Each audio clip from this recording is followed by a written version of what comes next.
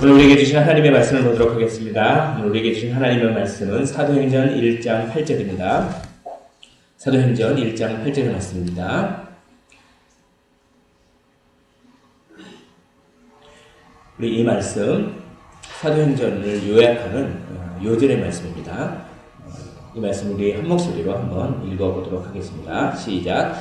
오직 성령이 너희에게 임하시면 너희가 권능을 받고 예루살렘과 온 유대와 사마리아와 땅 끝까지 이르러 내 증인이 되리라 하시니라. 아멘. 사도행전은 이 말씀으로 요약할 수가 있습니다. 사도행전은 교회가 세워지는 그런 이야기입니다. 신약 성경에서 유일한 역사서입니다. 역사인데 어떤 역사냐면 교회가 어떻게 해서 생겨났고 어떻게 교회가 확장되어 가는지 교회의 역사. 이 교회의 역사에 임해되는 성령께서 어떻게 임하셔서 우리를 어떻게 바꾸셔서 우리에게 어떻게 용기를 주시고 지혜를 주셔서 하나님의 증인된 사역을 하시는지를 나타내는 성령의 역사의 역사입니다. 이것을 요약하면 오직 성령이 너희에게 임하시면 해서 맨 처음에 성령이 임하시는 장면이 나옵니다. 너희가 권능을 받고 예루살렘과 그래서 예루살렘의 복음이 전파되는 얘기가 또 쭉 나옵니다. 온 유대와 그 다음에 온 유대가 전파되는 복음이 전파되는 얘기가 또 쭉 나옵니다. 사마리아와 그런 다음에 사마리아의 복음이 전파되는 얘기가 쭉 나옵니다. 그 다음에 땅끝 즉 바울을 통하여 1차 전도여행, 2차 전도여행, 3차 전도여행, 4차 전도여행까지 땅끝까지 이르러 내 증인이 된다라고 하는 이 사도행전 1장 8절의 말씀이 그대로 다 이 순서대로 그대로 다 사도행전은 진행되고 있습니다. 이 가운데 하나님의 놀라운 그 임재하심이 있는데 이것이 오늘날 우리도 똑같이 적용됩니다. 사람이 안 바뀝니다. 아무리 해도 사람이 안 바뀝니다. 그러나 사람을 바꾸는 딱 한 가지 경우를 성경은 소개하는데 그는 성령이 임할 때 성령이 충만하면 사람이 바뀝니다. 그래서 사도행전은 사람이 바뀌는 이야기입니다. 사람이 바뀌어요. 진짜 바뀝니다. 이기적이었던 사람이 다른 사람을 배려할 줄 알게 되고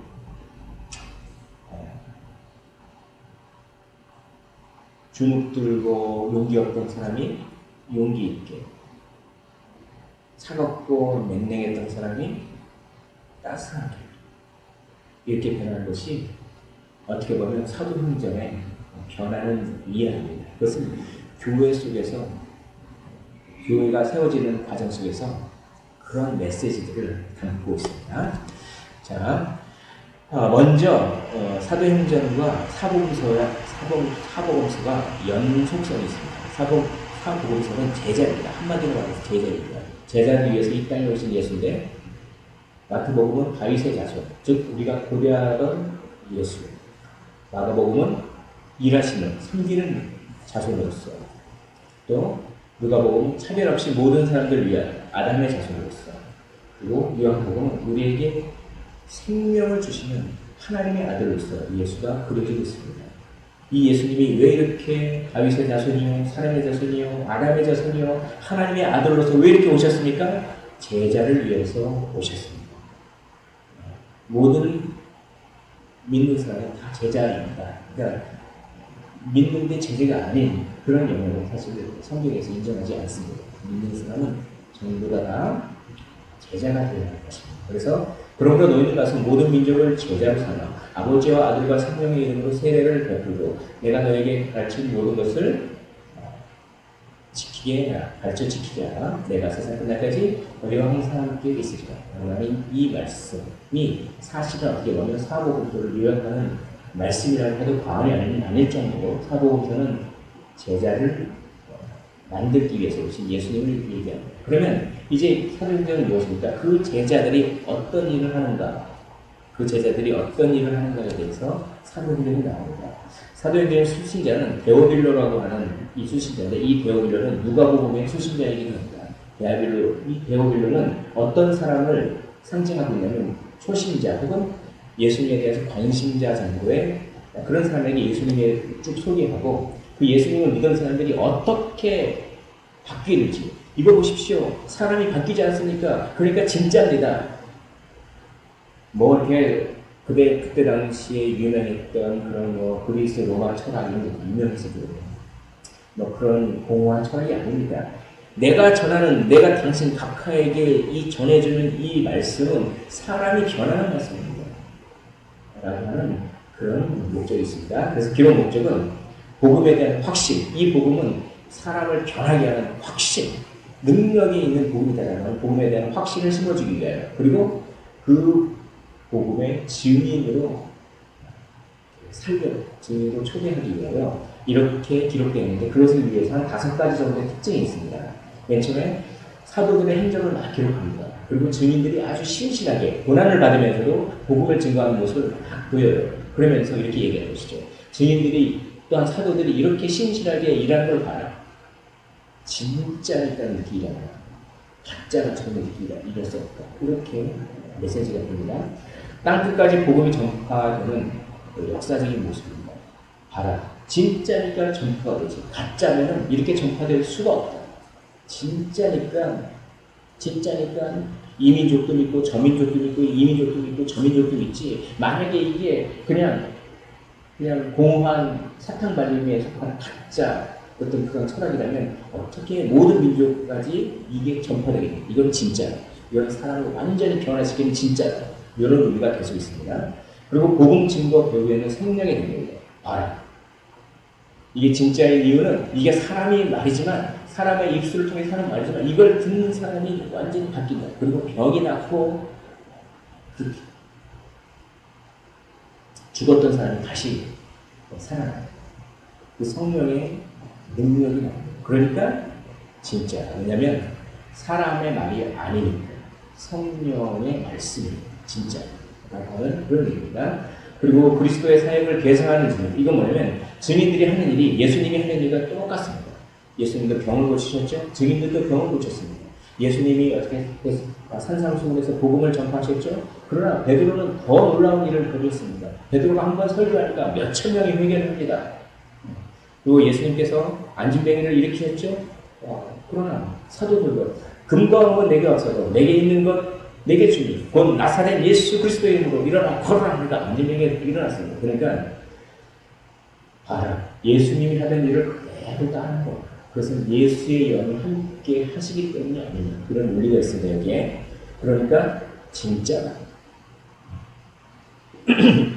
그리고 마지막에 이 복음의 메시지, 진짜인 복음의 메시지를 받아들이기 위해서는 정말 유선한 마음으로 받아들여야 한다고 하는 이 5가지 내용으로 다 꾸며져 있습니다. 그러면서 복음에 대한 확신, 증인으로의 초대, 이것은 우리에게도 마찬가지입니다.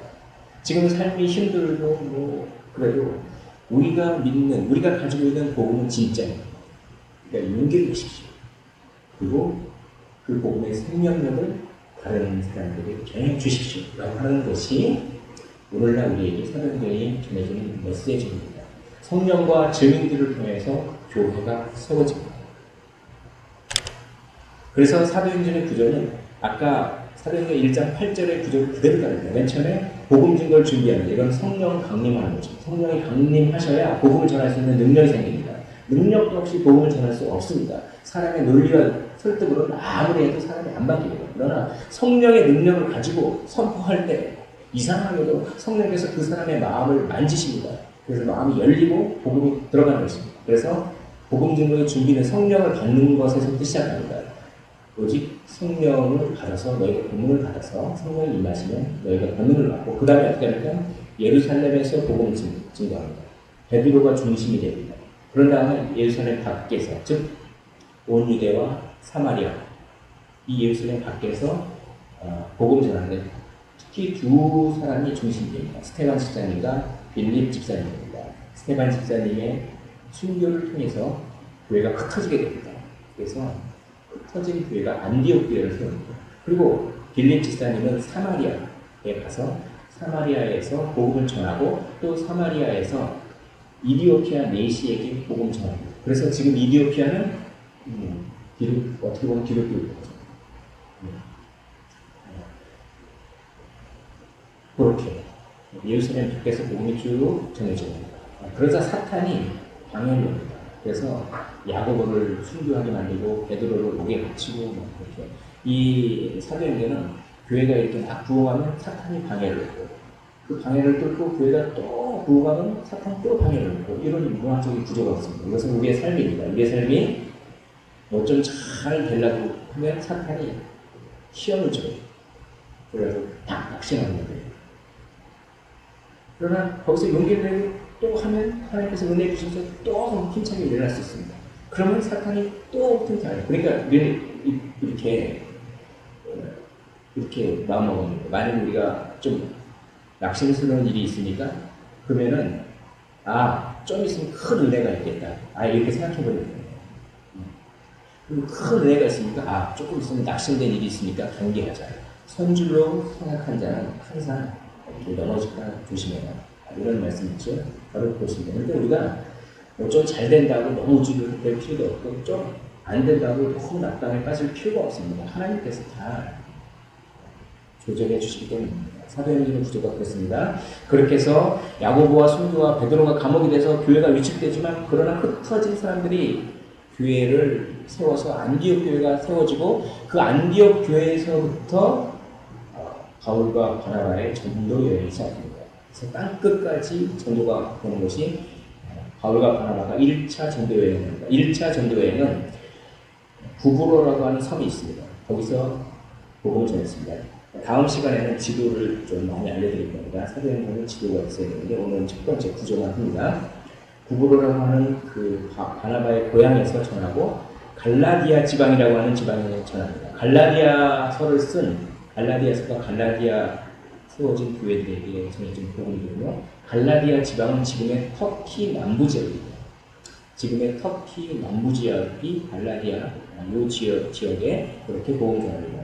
그런 다음에 예루살렘에서 회의를 합니다. 왜 회의를 하냐면 바울과 바나바가 이방인에게 선교를 하는데 그 이방인에게 할례를 안 받아도 되고 믿음만 있으면 구원받는다 이렇게 복음을 전했는데 그것이 예루살렘 사람들에게 약간 거슬렸던 겁니다. 아니 그래도 아무리 믿어도 할례는 받아야지 음식법도 지켜야지 그거에 회의를 합니다. 회의의 결과는 이방인들을 괴롭히지 말고 믿음만 있으면 되지 뭐 그렇게 요즘 이따 다뤄보겠습니다. 그렇게 회의를 한번 하고 다시 이제 바울이 2차 전도여행, 3차 전도여행, 4차 전도여행을 하면서 땅끝까지 복음을 전하면서 마치게 됩니다. 2차 전도여행은 유럽입니다. 그리스 지역입니다. 3차 전도여행은 소아시아, 에베소입니다. 지금의 터키 지역. 이 에베소의 교회를 세우고 에베소의 그 다음을 당리 목사님이 요한이죠. 그리고 요한복음은 에베소, 특별히 에베소 교회를 위해서 쓴 것입니다. 이 에베소 교회가 나중에 첫사랑을 잃어버리니까 요한계시록에서 주님이 직접 첫사랑을 회복해라 라고 말씀하시죠. 그런데 회복하지 못했습니다. 그래서 그 지역에 지금 이슬람 사원이 서 있습니다. 그걸 제가 요한복음을 할 때 말씀드렸습니다. 아무튼 그 에베소에서 전도여행하고 그런 다음에 예루살렘으로 와서 체포를 당해서 로마로 호송해서 그 로마의 왕들에게 그 귀족들에게 복음을 전하는 박택 연금 상태에서 그렇게 사도행전은 끝납니다. 그래서 구조는 사도행전 1장 8절의 말씀이 그대로 구조입니다. 성령이 임하고 예루살렘에서 복음 증거하고 온 유대와 사마리아에서 복음 증거하고 그리고 땅끝까지 복음이 전해져요. 그런 얘기입니다. 그런 얘기는 우리의 인생으로 보면 무엇입니까? 우리가 삶이 변화하는 것입니다. 삶이 맨 처음에는 예루살렘에서 변합니다. 우리의 삶이 조금만 변해요.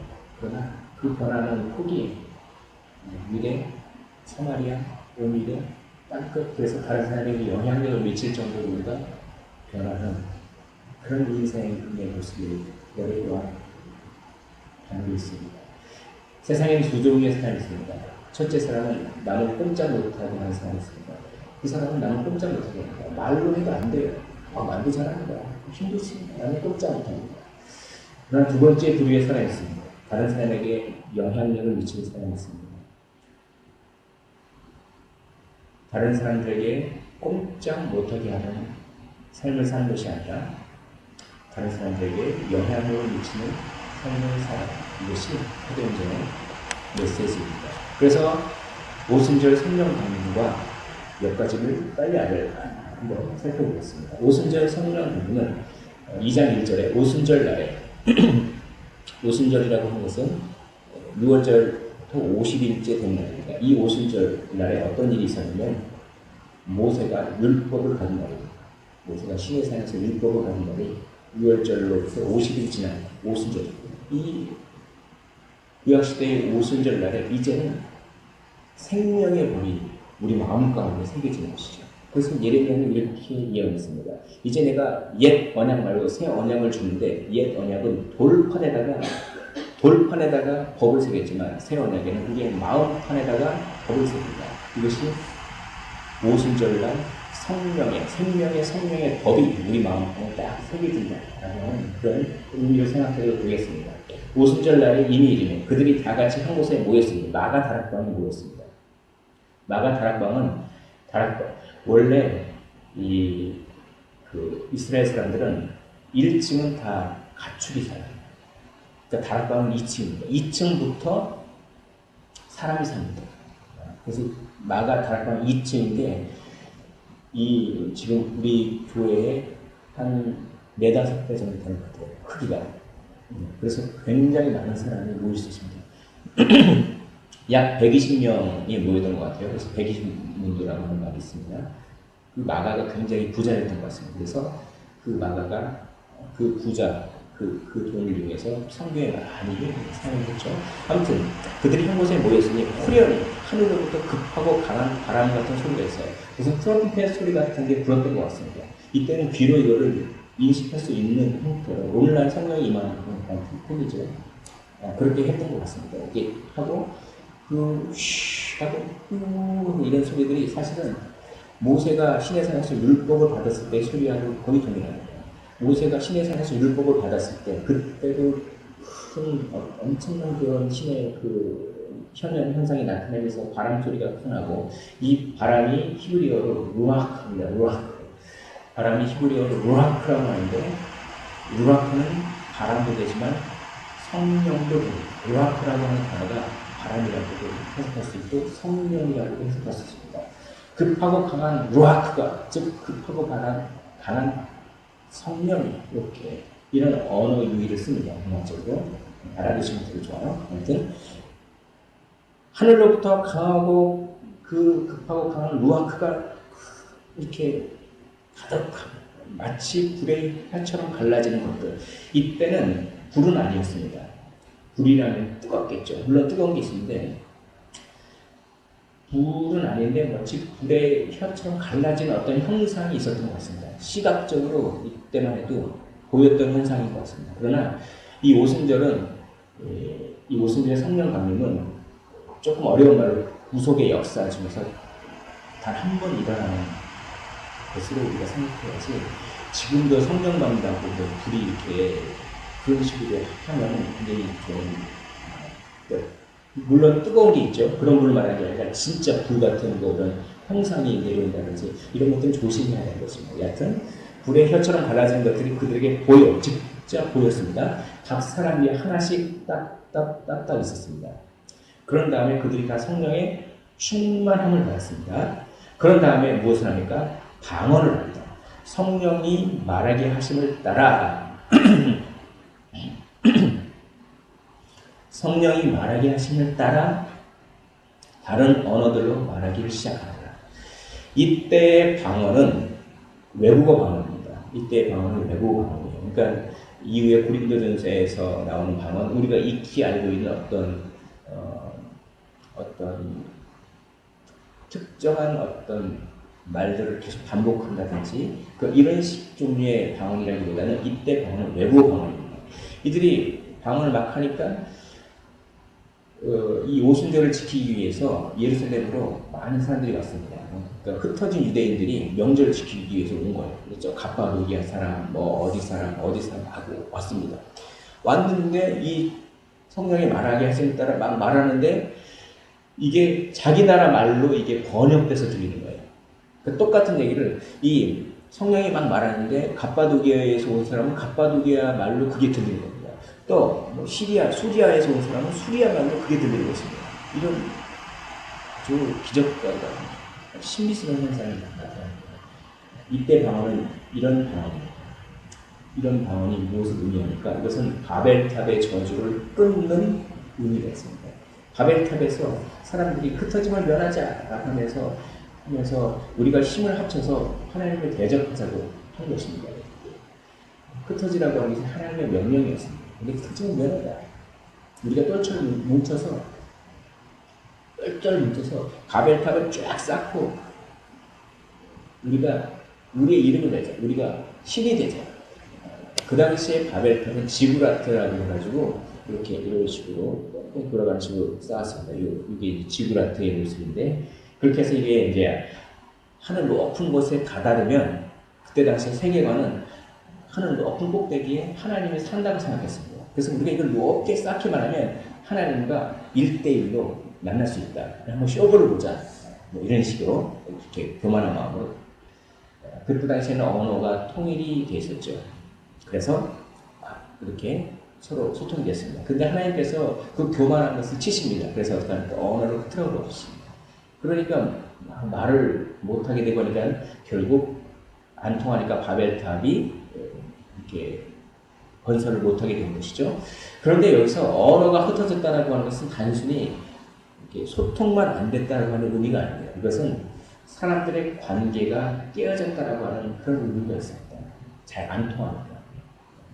그런데 또한 하나님과의 관계도 깨어졌다고 하는 의미가 있죠. 바벨탑을 쌓는 것이. 그런데 성령이 오셔서 방언으로 하니까 성령이 말하게 하신 따라 말하니까 어떻게 합니까? 언어가 통일되는 아주 신비스러운 현상이 생긴 것입니다. 이 사람들이 말하는 것을 각 처에서 온 사람이 다 자기 고향 말로, 자기 각지에서 온 그 말로 들린다는 것은 뭔가 언어가 통일되고 이것은 바벨탑의 저주, 즉 깨진 관계가 회복되는 역사입니다. 놀라운 역사입니다. 이제 성령이 오셔서 우리에게 하신 일은 무엇입니까? 단 한 가지로 요약할 수 있습니다. 성령이 오셔서 기적도 베푸시고 막 그렇죠. 근데 그건 한 가지를 위해서입니다. 한 가지. 그건 뭐냐면 관계를 회복하기 위해서입니다. 관계를 회복해서 하나님과의 관계를 회복하고 사람들과의 관계를 회복하는 것입니다. 그것이 성령이 와서 하는 것입니다. 성령의 능력을 받아라 이런 말씀을 많이 들으시지 않습니까? 성령의 능력은 무슨 능력이냐면 깨진 관계를 회복하려는 의지, 열정이 충만한 상태를 가르칩니다. 그걸 성령 충만이라고 합니다. 성령 충만은 열정이 충만한 상태입니다. 성령 충만을 너무 신비스럽게 생각하지 마십시오. 성령 충만은 무엇인가 하나님의 나라를 위해서 하려고 하는 의지가 굳세지는 상태가 성령 충만입니다. 이것이 나한테 위험이 되더라도 의지가 굳세져서 그것을 하지 않으면 안 될 것 같은 그런 마음이 있어요. 꽉 차는 충만. 그래서 그걸 합니다. 그것을 능력이라고 합니다. 성령의 능력. 그래서 증인이라고 하는 말, 능력을 받아서 증인이 된다 할 때 이 증인이라고 하는 말은 마르티어라고 하는 그런 말과 마르투스라고 하는 말이고 마르티어라고 하는 말에서 나왔습니다. 마르티어는 순교자입니다. 그러니까 땅끝까지 이르러 내 증인이 되라. 이 말은 이렇게 번역할 수 있습니다. 땅끝까지 이르러 내 순교자가 되라. 똑같은 말이에요. 순교자가 되는 것, 죽음을 두려워하지 않고 하나님 나라를 위하여서 전할 정도로 뭔가 의지와 열정이 충만한 상태. 그거 안 하면 안 될 것 같아. 내가 분명히 저기 가면 분명히 힘들고 매맞고 어려울 것 같은 걸 뻔히 알면서도 거기에 가지 않으면 안 될 것 같은 마음이 생깁니다. 그거를 성령 충만이라고 하고 그거를 능력이라고 합니다. 그 능력은 우리 힘으로는 절대로 안 됩니다. 성령이 주시는 것입니다. 성령이 어떻게 주십니까? 우리에게 깨우칠 힘을 주십니다. 이건 반드시 해야 할 가치 있는 일이라고 지성으로 깨우쳐 주십니다. 그러니까 그걸 가슴으로 내리십니다. 그걸 좋아하게 만들어요. 오늘 말씀처럼 더 좋아하는 거. 그것을 좋아하게 만들어요. 그래서 의지가 굳세집니다. 이걸 하고 말 거야. 그래서 정말 성령의 능력 받은 사람들은 그걸 안 믿는 사람들이 보기에는 약간은 미친 거 아니야? 이런 소리가 나올 정도로 이렇게 그런 의지가 있어요. 근데 미친놈 소리는 사실 누가 들었습니까? 예수님이 들었습니다. 마가복음에 이런 말이 있죠. 마가복음에 예수님의 형제, 부모가 와가지고 예수님 보고 미쳤다. 그러니까 그것은 성령의 능력은 그렇죠. 더 좋은 가치를 위해서 분명히 두렵고 어려운 상황이 있음에도 불구하고 그것을 알매도 불구하고 그걸 하지 않으면 안 될 것 같은 열정과 충만함이 생기는 그 상태. 그것이 성령의 능력입니다. 그 능력으로 우리 믿음의 선배들은, 우리 믿음의 조상들은 복음을 전했습니다. 고난을 받았습니다. 그래서 믿음의 씨, 믿음의 가족, 믿음의 사람들, 우리와 같은 사람들이 생겨났습니다. 이것을 사도행전은 말하고 있습니다. 너희도 성령의 능력을 받아라. 너희도 그런 거룩한 열정에 불타오르라. 그래서 증인된 삶을 살아라. 라고 하는 것입니다. 두 번째 예루살렘 공의에 대해서 말씀드리겠습니다. 이 예루살렘 공의에는 아까 말씀드렸다시피 바울과 바나바가 복음을 막 이방인에게 전하니까 이런 현상이 벌어져요. 아니 쟤네는 복음을 전하는데 할례를 안 받아도 되고, 그리고 음식도 돼지고기 같은 것도 막 먹고 믿기만 하면 된다. 유대인은 무슨 도저히 못 받아들인다. 쟤네들 이단 아니야. 그런 게 붙었습니다. 그래서 예루살렘의 사도들이 회의를 하기 위해서 이 문제를 처리하기 위해서 다 모입니다. 모여서 어떻게 결론을 내립니까?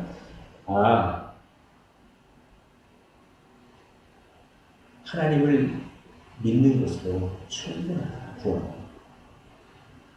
구원은 하나님을 믿는 것으로 충분하다. 이방인들에게는 할례라든지 음식법이 너무 괴로운 것이다. 그러니까 이방인들에게는 하나님을 믿는 그것. 그러나 유대인의 입장도 한번 생각해보죠.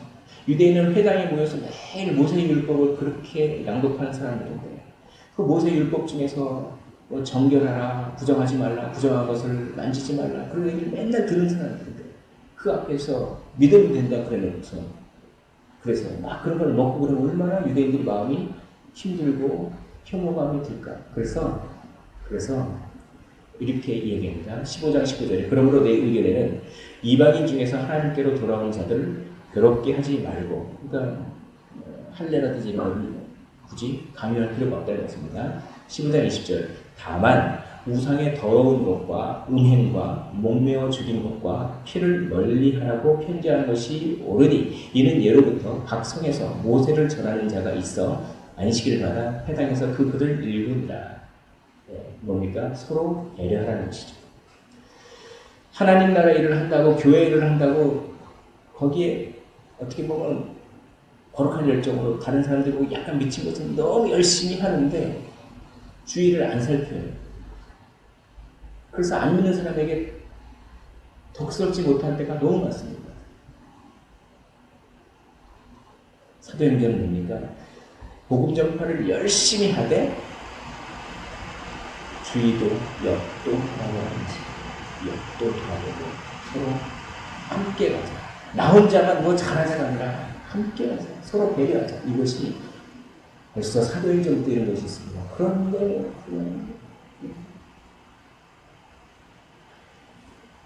이런 것들이 안 믿는 사람한테 상처를 줍니다. 이런 것들. 진짜 배기 크리스찬들은 배려의 사람들입니다. 진짜 배기 크리스찬들은 열심히 복음을 전하지만 다른 사람들의 마음도 헤아립니다. 이것이 사도행전의 정신입니다. 사도행전은 땅끝까지 이르러 내 증인 되리라 그래가지고 무조건 공격적으로 그냥 막 복음 전하고 또 전하고 막 너 믿어 안 믿어 막 그런 책이 아닙니다. 사도행전은 그렇게 열정을 다해서 성령의 권능을 받아서 순교자 정신으로 복음을 전하지만 한편으로는 함께 가자. 서로 배려해주는 책입니다. 이게 놀라운 책이죠. 그런 것이 하나 더 있습니다. 바울과 바나바가 헤어집니다. 바울과 바나바가 아주 사이가 좋아서 이렇게 바나바가 바울을 잘 챙겨줘서 바울이 원래 핍박자였는데 그래서 회심한 이후에 사람들이 안 믿어줬습니다. 분명히 저거 회심한 척하면서 명단을 뽑으려고 하고 누가 예수 믿는 사람들이 명단을 뽑아서 죽이려고 그럴 거야. 그래서 안 믿어줬습니다. 상식적으로 생각해봐도 그렇지 않습니까? 어제까지는 예수 믿는 사람 잡아 죽이던 사람이 갑자기 그냥 그 어느 날 예수를 만났다고 그래서 그냥 복음 전한다고 그런데 안 믿어주죠. 그러나 그걸 믿어준 사람이 있었습니다. 바로 위로의 사람 바나바입니다.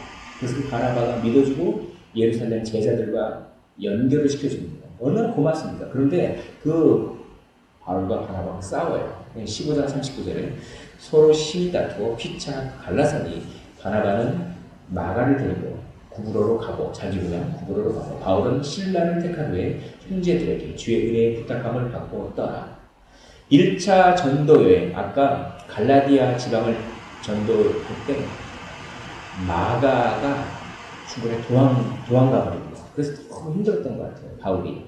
그래서 2차 전도 여행 때 마가를 또 데리고 가자라고 하니까 아니다. 그렇게 사명감 없는 사람을 나는 데려갈 수 없다. 아니 사람이 실수할 수도 있지. 조금 참아주자. 참아줘서 지금 또 데리고 가가지고 잘 교육시키면 되지 않나요?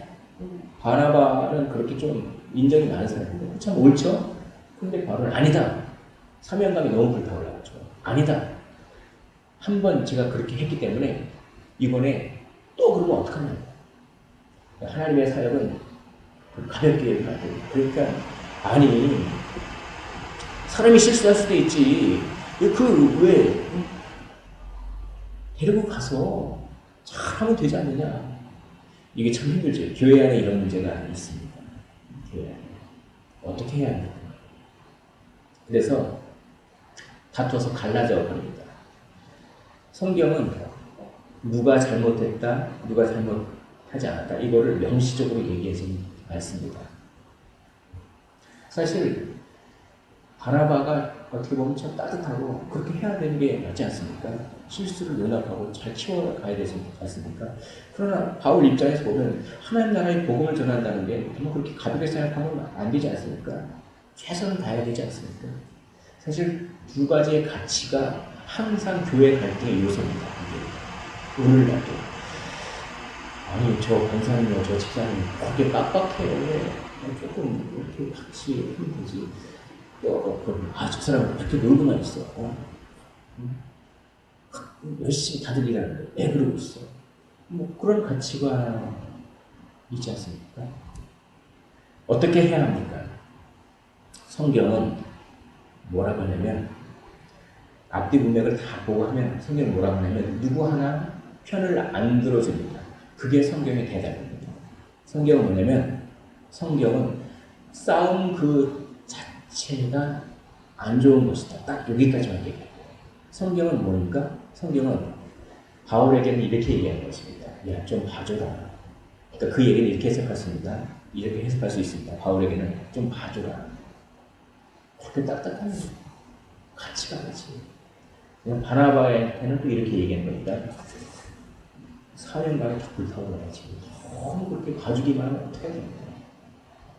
성경은 각자에게 그렇게 얘기하는 것으로 해석할 수가 있습니다. 싸움 그 자체. 그 뭡니까? 서로 자기가 옳다고 확신하는 그것을 하나씩 양보하라. 이것이 성경의 대답입니다. 그래서 싸움 그 자체를 더 부각합니다. 더 부각시킵니다. 싸움 그 자체를. 그걸 마가라고 하는 그 인물을 통해서. 그래서 악대 문맥을 보면은 시간이 더 있으면 더 자세히 설명해야 되는데 이걸 아주 문학적으로 탁월하게 그거를 이렇게 어떤 영상 기법을 사용해서 그렇게 이제 이걸 한 건데 싸움 그 자체를 부각합니다. 누가 옳다 그르다를 얘기하지 않아요. 그 말은 서로가 서로에게 양보하라고 하는 뜻이 있습니다. 뭡니까? 예루살렘 공의회에서 어떻게 결정이 났습니까? 이방인은 유대인은 이방인은 서로 배려하라고 했습니다. 이 예루살렘 공의회 본문이 끝나자마자 바로 그 다음에 바울과 바나바가 싸운 본문이 딱 있어요. 그건 뭡니까? 똑같은 문맥인 것이죠. 서로 배려해야 합니다. 복음은 함께 가는 거다 하는 것입니다. 그것이 첫 번째입니다. 두 번째는 뭐냐면 복음은 인간의 노력으로 되는 것이 아니라는 것을 가르쳐줍니다. 인간이 이렇게 싸우더라도 결국 누가 복음을 전하게 하십니까? 하나님이 전하게 하십니다. 그래서 마가는 바나바와 같이 결별했지만 그것을 선으로 바꾸십니다. 그래서 마가가 나중에 잘 교육받아서 누구의 번역사 역할을 했으니까 베드로의 번역사 역할을 했습니다. 그래서 마가복음도 그런 거죠. 그리고 이 마가가 나중에 바울하고 아주 친하게 돼서 바울이 순교하기 얼마 전에 디모데후서나 이런 데 보면은 마가를 애타게 찾아요. 야, 나 마가 보고 싶다. 나 혼자 홀로 감옥에 갇혀 있다. 지금 누구도 떠나고 지금 누가는 나한테 있는데 누가가 나한테 있는데 내가 마가 너도 보고 싶다. 이렇게 나중에 이렇게 화해하는 장면이 있습니다. 그러면은 하나님이 그렇게 해주신 것이죠. 또 당장 바나바하고 마가를 딱 결별을 하니까 바울은 누구하고 같이 갑니까? 할 사람이 없어요. 그러나 바울에게 하나님께서 누구를 붙여주시냐면 신라라고 하는 그런 사람을 붙여주십니다. 신라는 로마 시민권이 있었던 사람입니다. 바울도 로마 시민권이 있었어요. 바울, 바나바와 마가는 아마 시민권이 없었던 것 같습니다. 왜냐하면 제2차 전도 여행을 하려면 유럽으로 가야 되는데 유럽으로 제2차 전도 여행을 가야 되는데 그때는 로마 시민권이 있으면 너무 전도하기에 유용한 것입니다. 그러니까 싸웠지만 그 악한 것을 하나님께서 선으로 바꾸셔서 결국 복음 누가 전하신다? 인간의 어떠함이 전하는 것이 아니라 하나님이 열심히 하나님께서 전하시는 것입니다. 요셉이 억울한 누명을 받았습니다. 그리고 감옥에 갇혔습니다. 그러나 그 악한 것을 하나님은 선으로 바꾸셔서 모든 민족이 구원받게 하는 그것으로 하시지 않았습니까? 그렇게 바울과 바나바의 결별 사건은 이러한 의미가 있습니다. 오늘 사도행전을 짧게 첫 번째 시간은 뭡니까? 첫 번째 시간은 사도행전은 제자들의 이야기인데 제자들의 증인되는 이야기인데 특별히 성령의 능력을 받아야 된다는 것입니다. 성령의 능력. 두려움을 극복할 수 있는 성령의 능력을 받고 또 복음을 전할 때 최선을 다하지만 어떻게 합니까? 옆도 바라봐야 되는 것이죠. 옆도 바라봐야 됩니다. 서로 배려하고 그렇게 성령의 능력을 입고 서로 배려하면서 증인된 사역을 해라 라고 하는 것이 기저에 깔려있습니다. 첫 번째 제자들의 이야기입니다. 신자이면 다 제자입니다. 이것이 사복음서의 결론입니다. 그럼 사도행전은 뭡니까? 제자이면 증인입니다. 신자이면 제자이고 제자이면 증인입니다. 오직 성령이 너희에게 임하시면 너희가 권능을 받고 예루살렘과 온 유대와 사마리아와 땅끝까지 이르러 내 증인이 되리라 하십니다. 이렇게 증인된 삶을 사실 때 먼저 그의 나라와 그의 의를 구하고 이 모든 것이 되어집니다. 이 모든 것이 더해진 비결은 이 모든 것에 집중하는 것이 아니라 먼저 그의 나라와 그의 의에 집중하는 것입니다. 그러셔서 하나님의 신령한 복과 또 특별히 이 땅의 복도 또한 풍성히 보시기를 주님의 이름으로 축원드립니다. 기도하겠습니다.